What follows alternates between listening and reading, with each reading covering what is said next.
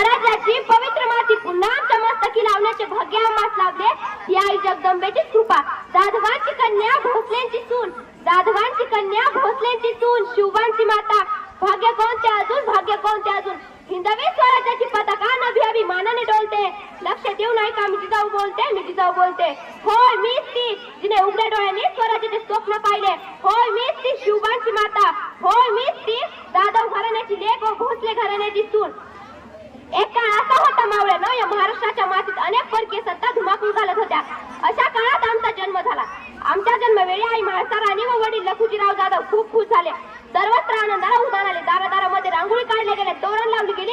एवढंच नाही तर हत्तीवरून साखर देखील वाटण्यात आली व आमचं नाव जिजा असं ठेवण्यात आलं। आम्ही युद्धकला शिकलो, त्याचबरोबर मुलींची एक फौजही तयार केली। पहाटे जेव्हा आम्ही घोड्यावरून रपेट मारत जायचो तेव्हा गाव कुसातल्या काही बायका नाक ओरडायच्या तर काही म्हणायच्या पोरीचं कसं होणार बाई। पण आम्ही निश्चय केला होता स्वतः सोबत इतरांचे रक्षण करणार। आईच्या इच्छा खातर आम्ही 6 भाषा शिकलो। शिवबाराजे आमचे सर्व धाकटरत्न अतिशय कठीण परिस्थितीवर मात करून आम्ही शिवबाराजेंना घडवले। आम्ही स्वराज्य निर्मितीचे स्वप्न पाहिले होते। शिवबावर आम्ही लहानपणापासूनच चांगले संस्कार केले। सर्वांना समान न्याय द्यायचे धडे दिले। माता भगिनींचा आदर करायला शिकवले। स्वराज्यात वागण्याची शिकवण दिली। आमच्या स्वराज्यासाठी आम्ही शिवबाराजेंना पूर्णपणे तयार करत होतो। राजांच्या प्रत्येक कठीण काळात आम्ही त्यांच्या मागे खंबीरपणे उभे राहिलो।